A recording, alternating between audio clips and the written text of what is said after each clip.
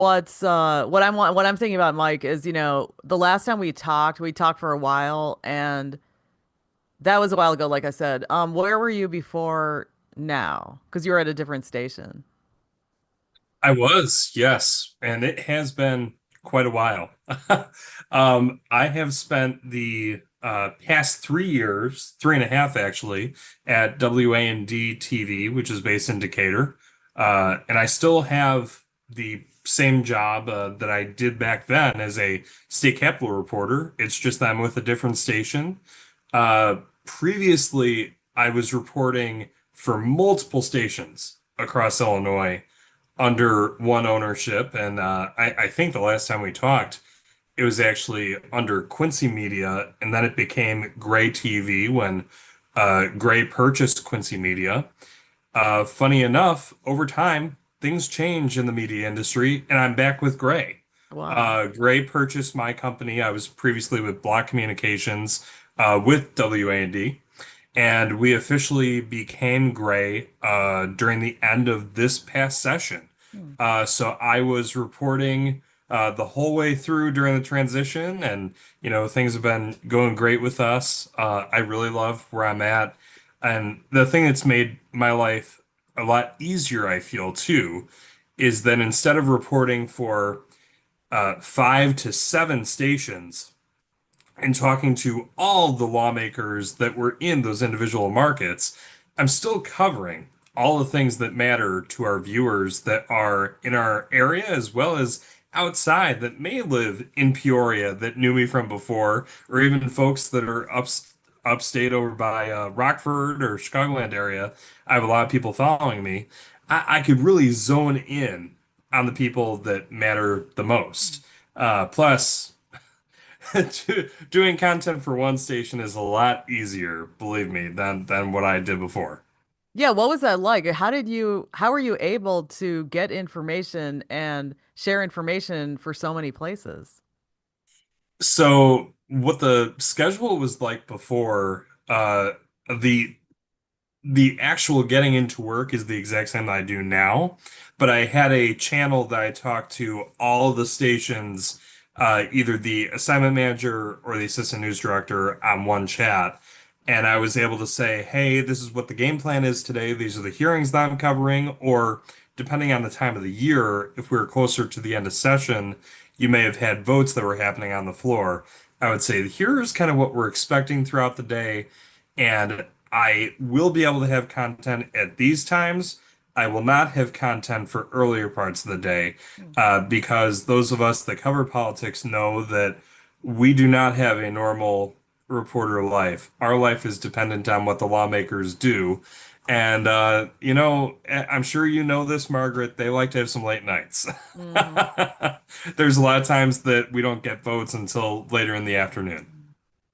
How do you deal? Yeah, I was gonna say, how do you deal with that schedule? I think doing this full time since 2020, covering state politics, I really got it down to having your game plan set with morning committees for your 4 o'clock show. You guaranteed you're not going to get votes most days until later in the afternoon, unless we're talking about May. There's a good chance that you'll have like a few good votes on the floor before the noon break where they all get lunch. But Hmm. I gotta have content January through early May, right? And I gotta make sure that I have all that stuff ready to go for 4, 5, 6, 10, and the morning show. So honestly, I do get in for some of those early hearings. 8 a.m.s could be really good for just the one show, or I could be really lucky and get enough content for the 4 and the 5. Hmm. If I have content for the 4 and the 5, I'm feeling great. I can get that stuff out the door before they even hit the floor for session, which most days is at noon on the clock. Um, I would say that the 6 and 10, I get a little bit more flexibility because usually the lawmakers aren't on the floor for very long in those earlier days of session, the January through April. It's more the end of session where I have some very late nights that we're getting content churning before the 6 o'clock and the 10 o'clock, I may say, hey, I have multiple stories for you that are available.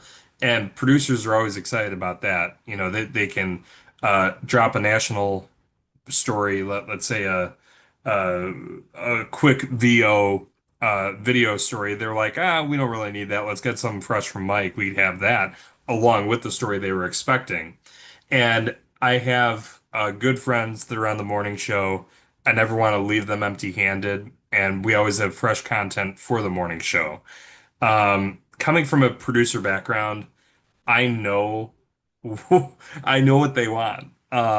And you never want to leave people hanging.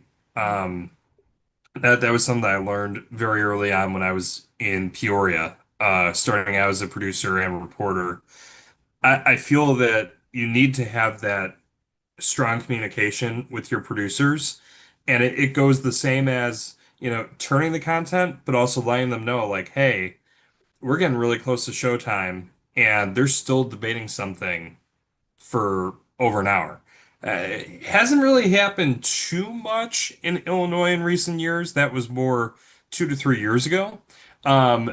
But I would say that when you get to some of the more intense bills, that could happen. Um, Thankfully, things have tightened up a little bit. Uh, and I would say that as someone that needs to turn something on a quick time frame. Uh, but it also is limiting the debate and democracy that we should be seeing on these huge bills. Hmm. And that's due to the rules from both chambers. Hmm. Well, how long are your stories that you file? So, depending on the day, if we're talking about a long form piece from the Capitol, that's usually about a minute 20 to a minute 50. Um, and the minute 50 is for things that really need to get broken down. In state government, I have a lot of intricate details that need to be broken down for viewers. Sometimes it's not that simple that we could just do a quick minute 15, minute 20 story. I'll say that during session, when I'm all over the place in committee rooms and also covering floor, I actually let them know, hey, no package today. I'm going to give you, instead of a package on one topic, I could give you 8 different stories. Hmm. I kind of strive to make sure that we're getting 6 to 8 stories per day, and that's not just talking about on air. That's Hmm. also for web, because where do most of our viewers stay? Unfortunately, they're not watching us on TV anymore. It's on digital and, of course, social media, which we really push people to go to our website, of course. But now we get so many people on our digital app. Hmm. I know the numbers are coming in, and the WAND News app, we get more young people who I consider like post-college to their mid 30s that are going right to the apps. If we're giving them a notification on their phone, they say, "Hey, I really like what they got there with their breaking news. I'm gonna check out the app as well." Hmm. And those people are convincing their parents and other family members to do everything off the apps. I mean, um, I people always think they're like, "Oh, you work in TV, you probably have all the fancy things with cable and all subscriptions beyond that." I subscribe to stuff, but I do streaming for pretty much everything too. It's because most of us that are in TV, we don't have the ability to have cable and streaming. So I'm right there with the viewers. I Hmm. understand where they want to be when it comes to getting things right now. And I think that social media and digital have really, really helped people get that. Hmm. And if we're not meeting people where they are, what's the point of us doing our job? Yeah. Well, you mentioned being a producer before and it helped you with your job now. So what have you learned being a producer that's helped you? I would say the biggest thing is having communication throughout the day with your producers. I know starting out when I did, there'd be times where I would try to reach out to a reporter and I understood that they were on the field, but you didn't get responses very quickly. And then Mhm. again, everybody was in their first market. You're just adjusting to what this life is like, running around, got your tripod camera, trying to get your first stories out the door.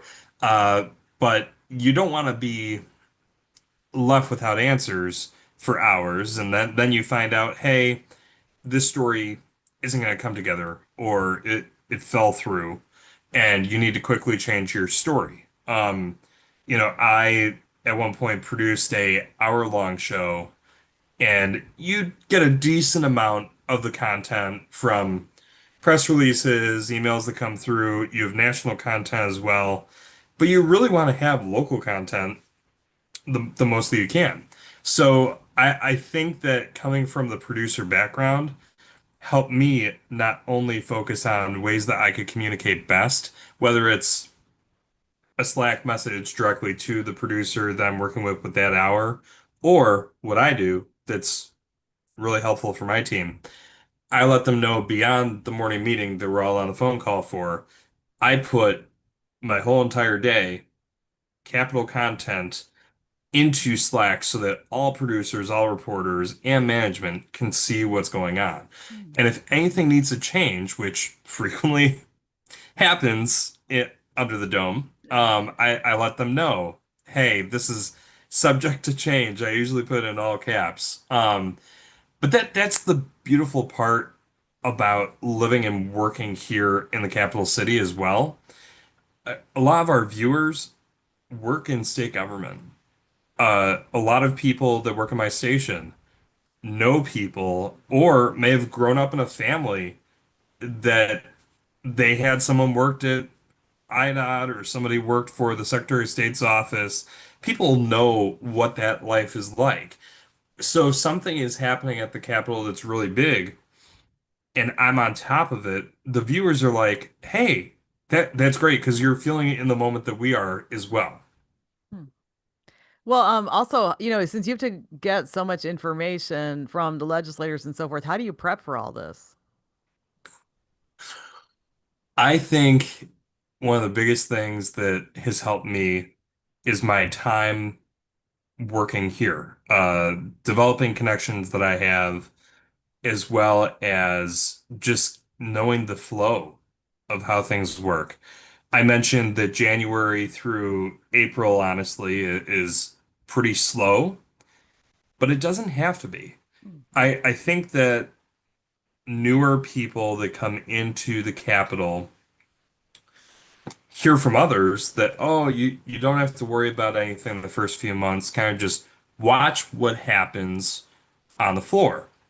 But I tell people that I meet, I've had interns that worked with me that know after just a few weeks working alongside me that you cannot function as a political reporter if you aren't physically in the room for committee hearings or meeting people one on one.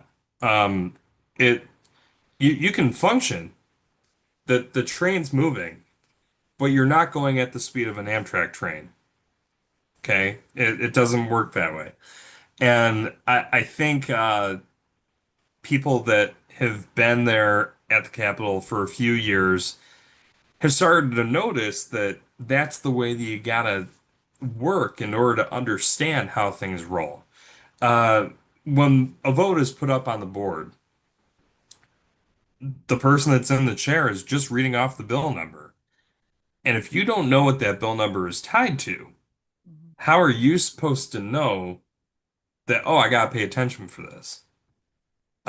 Something that I do, which honestly may be a little bit over the top, but I've done it for over 2 years now because it's helped me a lot. First thing that I do when I get into the building, even if I'm at a committee hearing, I go to the offices that are in charge of the scheduling for the House and the Senate, which is House Democrats and Senate Democrats. I get the calendar for the day. And those calendars go to the Democrats and Republicans. The general public can have them. I get a physical copy of it, and I go through and mark down what every single bill is.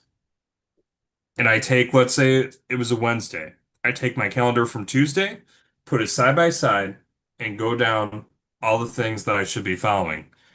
If there's bills that aren't necessary to cover, I don't put marks next to them. The reason this is important, as we go month by month, these bills could be completely changed in a process that we call the gut and replace here in Springfield, where it could be a really good bill and the leadership says, actually, we're going to wait on that until next year. We really need to get something else put in there. So they take the original bill, cut it, and put something completely different in there so that they could fast track that bill through the legislative process. And that's why having the calendar updated every day is important. Because if I didn't follow the bill from January until May 31st, I wouldn't know that there were changes made to it until the last minute. So I know it's a long answer, but that's how I've functioned in this insane world that we live in under the Capitol Dome. Believe me, I love what I do, but it's an acquired taste for a lot of people. Well, I mean, also it helps to people to understand what you go through because you actually have to do due diligence and you have to be detail oriented and so forth.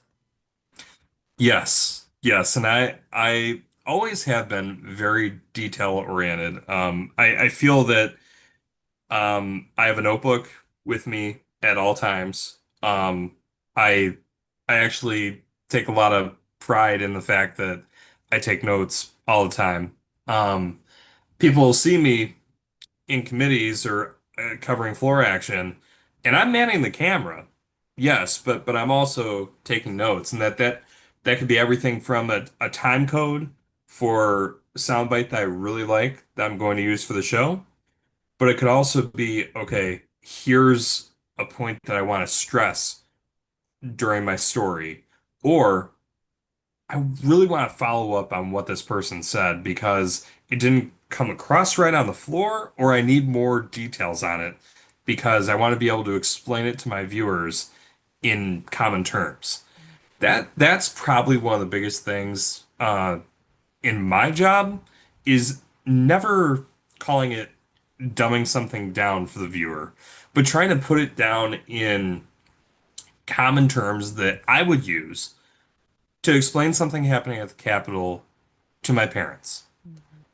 You know, I grew up with a family on the south side of Chicago that knew about the Chicago political machine, right? We all knew about Mike Madigan. We all knew about the folks that were in and around the south side. Um, but honestly, my family didn't really talk about the big things that were happening each year under the Capitol because they weren't necessarily the big things people talked about when they walked to the grocery store, talked to their friends, or even went out to a restaurant. They were being covered in the newspaper and on TV, but I feel they weren't in relatable terms so that people could talk about it. Versus nowadays, what are the biggest things people are talking about? Affordability, right? Affordability is massive for all of us right now. And it's been a major focus, whether people have gotten things done or things that they want to see done. They want to be able to say, hey, I'm struggling just like you, and we're going to work through this together, whether it takes, 5 months or over a year. We really want to crack down on some of the things to help us have lower costs, maybe take some of the bad actors that are out there and tackle some of the issues. Some of the things that we did see this year had to deal with junk fees, which, people hear the phrase, they're like, well, what is that? When you're going to a hotel or pay for your airline, go to a restaurant, you see all the things that are added on there at the last minute, and you're thinking, wait, I really liked the price that I saw, and that's the reason that I paid here or did this. but all these things were added on. That bill that's now law had been in the works for multiple years. And I was, at the Capitol when that all started, and I know that was a major push that took a long time to get to where it is today. But honestly, one of them that was massive for Democrats and Republicans to help people this year, grocery store coupons, and making sure that everyone can access it, whether they have a smartphone or not. It was one of the biggest talkers. I swear, I had viewers that would email me, Facebook message, and talk to me on TikTok. That was probably one of my most popular TikToks from bill introduction until it became law. And it's those relatable things that I'm not in Chicago anymore. I'm in Springfield, but I remember Jewel Osco, people struggling to use the coupon on their phone, or it's an issue of Mariano's too. People are dealing with it there. So now everybody is going to be able to have the function to use coupons and get that lower price, whether they have the phone, a way that they could scan a coupon right there at the store, or another option. Each individual retailer will have the ability to choose how it works for them, which I think that's better than the one size fits all approach, which was originally brought forward. Yeah, and people think, I mean, they see these things happening, but they don't know what it takes to get there. And what's it like to be on the floor in the legislature? So that's kind of the interesting thing. If you are print or radio, you are physically on the floor with the lawmakers. They have press boxes there that, it could be people that are there every day, like myself, or the folks that come in from St. Louis, Chicago. They make sure that they have credentials for it, and they're there on the floor. And that also counts for the people that are the professional photographers for many of the outlets across the state. Where I'm at is up in a balcony that is, if you're in the Senate, I'm on top of the area where the back row of state senators stays. Okay. If I'm in the House, we have assigned spots where you're either all the way over to the right side, where you're on top of the Republicans, where you could see the Republicans and you get the whole entire chamber. You'd see more of the Democrats, or you're on top of the Democratic side, all the way on the opposite end, and you have the Democrats underneath you, most of the Democrats, and you can see all the Republicans. I have always been assigned to the section where I'm above the Republicans, can aim down and see all the leadership and everybody, most of the people that talk on the Republican side, and I get the whole entire chamber with the Democrats across the way. And the nice part too is that we have the ability to partner with an organization that's called Blue Room Stream, which is the live feed separate from the state's feed on the Illinois General Assembly's website, where you could get that second angle if you need it. And that's been very helpful over the years, especially if it's me as one person versus having two cameras, where I had interns in the past, I was able to make that work that way. But being there, being in the room where it happens, as we like to say from Hamilton, one of my favorite shows, it means so much. You're close to the action. The people know you, and honestly, I've always felt this. It's been an honor to cover state government and write the history as it's happening. A lot of people don't know this, but I minored in history. So it kind of meshed perfectly when I had the broadcast journalism and history. Uh, and I went to grad school for this, my love, political reporting.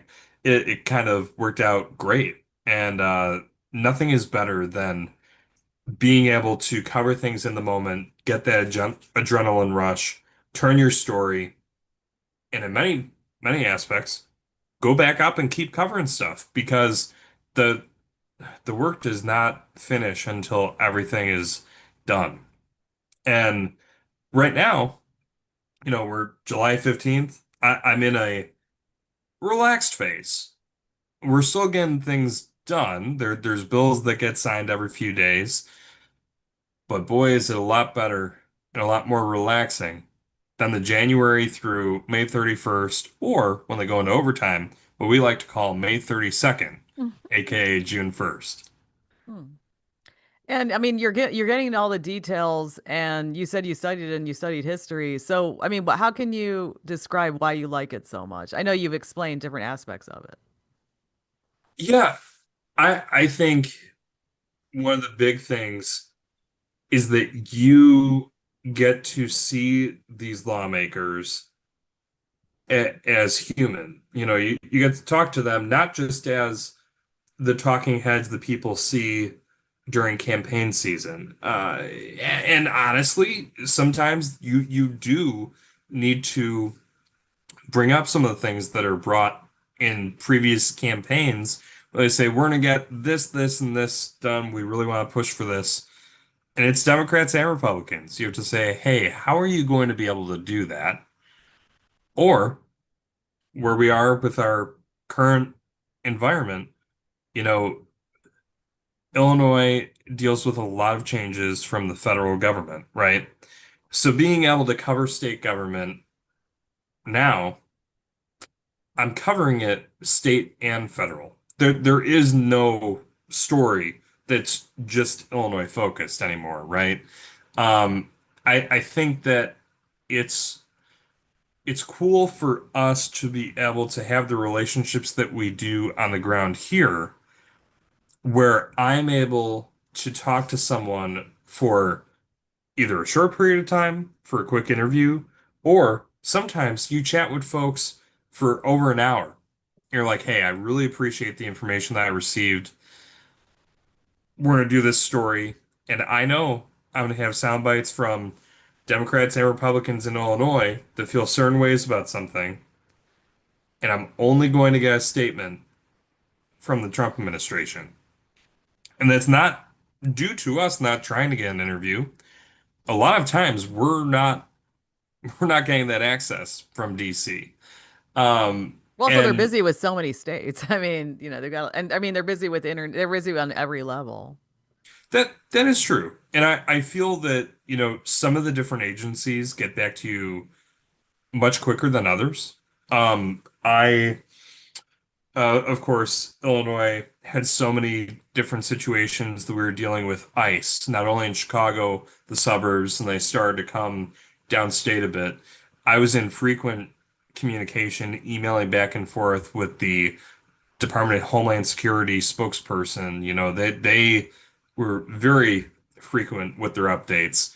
I've had to localize situations with the changes coming from RFK Jr. and healthcare, things along those lines. And I feel that we just get statements from them, but I'm able to get really good sound and interactions with our Illinois leaders. Doesn't necessarily have to be with lawmakers, right? I've been doing this long enough that I have relationships with each of the Illinois agencies. I can talk to a director or the person that's advocating for change here, or working alongside folks to get something done. Um, it's I feel that relationships are the biggest thing in this whole industry, but when you're doing it on the political side, you really need to have strong connections and don't burn any bridges whatsoever. That's true. And how do you, like, with all this information, how do you remember it? How do you keep track of it? So that is a good question. The notes notebook is a big thing. I keep a lot of tabs going on the laptop. Also, I there will be periods of session where I've got pinned emails, right? Just to make sure like I'm not gonna forget any of the most important things that are needed there. And that's just items that I need to focus on under the Capitol. Separate from my entire team, I need to be able to fill in, chat with them. Sometimes I do cover things that are happening here in Springfield that are breaking news. And, if it's a slower day at the Capitol, absolutely. I'm going out for breaking news, helping my team because I'm the only one that physically lives here in Springfield. Otherwise, you have the 45-minute drive to pop over here from Decatur, and people will do it, but I'm here and I could always help you out. Unfortunately, there are situations that are tragic, like a tornado coming through and really devastating the Springfield community that you gotta step up and say that I'm here to help however I can. And I have done that, separate from the the daily life under the Capitol Dome. Um, let's see, how do I make it work? Honestly, um, It sounds like there's a lot to juggle. And also you have to be, you did say you follow bills, and then they could yep, change and so forth, but there's so many things like even relationships, even remembering certain details about the people and the yeah, proposals and so forth. yeah. I think one of the big things is that if I'm walking around the Capitol, first floor all the way up to the fourth floor. Even if I'm not stopping to have a conversation with someone that's on camera or off the record, I wave if I see someone. So they say like, "Oh, hey, it's Mike." They recognize me, they know me. Um, and they also know my work, right? They've either it's a newer member that's starting to get to know me, or it's people that have been around here for years, even before I started in politics. Um, I think if you have the physical presence, which once again, it's so important to be at the Capitol, Mhm. they'll know who you are, and I keep tabs on them. Um, Another way that's pretty easy for me to tell if a bill is going to be called or not that day, you have to know the sponsors of those bills. If they're not on the floor, they're not going to call the bill. Or you got to be there right for attendance off the top. If they have an excused absence that day, oh, okay, don't have to worry about these three bills or whatever it is. Um, there's select members that I'm able to check in if it's a massive bill that they have. I may text and say, hey, do you guys think you're going to run this today? Or is it going to be something next week during deadline time? Whatever they think it's going to be. Um, when it comes to working on major legislation as it moves through the sausage making process, sometimes we don't even talk to the individual lawmakers until it's a complete deal, right? I have so many connections that are within communication staff, the legal staff, state agencies, PR firms. The lawmakers couldn't function without them. I couldn't function without them. It's so important to have those relationships. So, you're asking like, uh, how is it meeting all these people and trying to remember them? I've got so many contacts, right? And you just make sure that you stay on the good side with everyone, regardless of where they stand across the aisle, and the agencies that you deal with. The advocates are also some of the best people to talk to because in order to make sure my viewers care about something, you want to have that human element, right? You could get strong sound bites and discussion from a lawmaker, but what does this mean to you? What does it mean to Margaret? What does it mean to Mike? I want to be able to make that relatable, and most times it's the folks that come to the Capitol, the large groups of advocates, everybody from Save Our SNAP benefits to groups that are wanting to defend the Second Amendment. It's everybody comes to the Capitol more and more often now. We used to have, a few major lobby days a year where you'd have thousands of people at the Capitol. I saw so many lobby days over the past 2 years, more and more people, and that's a great thing. That's how democracy works. Mhm. That building is my workplace, and it's where the lawmakers work, but that's your house, and that's your Senate. We love to see people visiting from all over the state, and honestly, sometimes from all over the country. I meet folks that are from all over the world to come to visit and see the Capitol, see what's going on.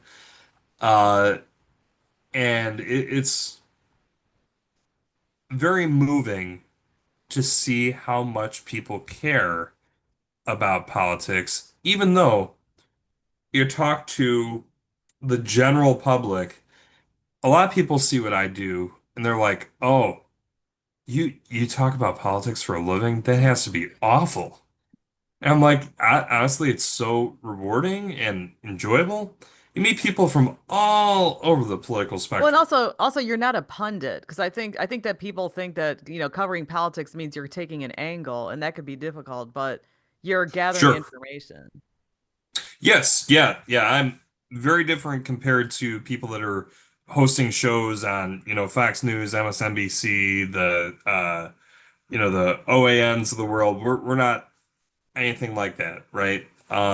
We are here to break down bills so that people understand it while it goes through the process. When it becomes law, that's even more important. Okay, how's this going to impact you and your family? Um, if you're a state employee, like I already mentioned, so many of the people that live in my viewing area, from Springfield all the way over to Champaign-Urbana and Danville, have jobs that are within state government. They may be on the state's insurance, that they've got different things that are impacting agencies, whether it's cuts here and there, the budget. There are so many things that are impacting folks that I have to tell the news straight as it is, you Mhm. know. I take my coffee black and I like things plain. That's how we need to do it. Yeah. And that's why local news is so important because if people do it right, you're informing people because a lot of the national issues are similar. I mean, sorry, the national issues have similar themes, it seems like day in and day out. And there are a lot of little local issues that are churning that people should pay attention to. Yes. Oh, 100%. And when I cover state government, I feel that it's even more important. People that follow my work should also be watching my station or their home station for what's happening at city council, county board, school board. Mhm. You know, things that happen on the state level trickle down and impact all those different levels of government, of course. But I appreciate the people that say, hey, I really think this is an interesting idea that this community is doing. Let's say the city of Lincoln. Why isn't the whole state doing it? Those are the people that are becoming more and more informed and vocal about things that are happening locally. Now, I know not everyone that watches news or even the folks that don't watch news feel that way. They don't want to have any involvement besides voting on election day, right? My job is to be able to tell them ways that the state is going to make changes for them to the better or worse and make it in a way that they can then have the conversation and decide how they feel about it. Now, You know, I, everything you're describing, which sounds very involved, and you really have to devote your life to it. Is this all what you thought was going to happen when you were in school, like undergrad and grad? oh wow. Wow. What did you expect? Well, I'll say that when I was graduating from Illinois State in 2017, Well, I I think I met had, you back then. oh yeah.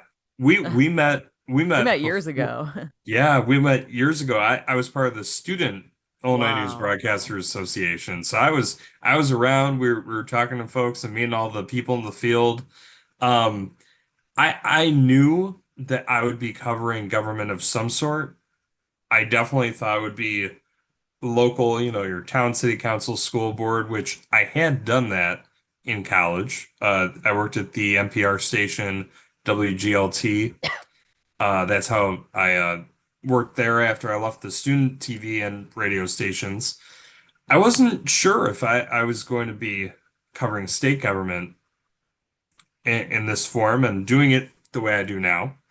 Um, and that wouldn't have happened until I graduated and went directly to the public affairs reporting program at the University of Illinois Springfield. Um, I honestly went in feeling like I had a general idea of what it was like to cover meetings and do everything in a proper manner.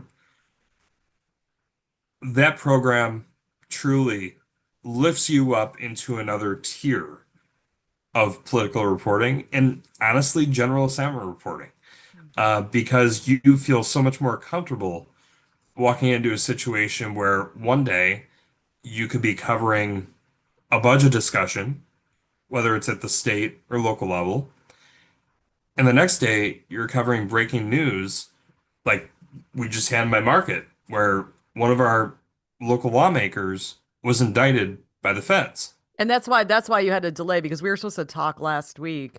And then you said there's That's breaking right. news, I can't make it, and I know exactly what you're talking about. Yeah. That's absolutely right. Yes. I was able to do breaking news at the college level, and you had the nerves going. You're like, oh, we gotta make sure that everything's good and we got this right. And still to this day, you have those thoughts in your back of your head, but you feel so much more comfortable. Get the facts, get everything you need, tell the story, and if it's something that you need teamwork on, rather than just you working alone, don't be afraid to work as a team. Mhm. That breaking news that came down, honestly, it was a team effort because you get an indictment email that goes to the whole newsroom, and from there you divide and conquer, right? You need someone to do a web story on it. You need the person that's doing it for on air. You need the person to do the in-depth breakdown like I did on this. Who's reaching out to the lawmaker? In this situation, it was the lawmaker, her husband, who is also an elected official, and the people that they work for. We need responses from them. So I feel that the PAR program really helped me understand all the different steps that are needed for that, which people always say that your first year in the newsroom is kind of a boot camp.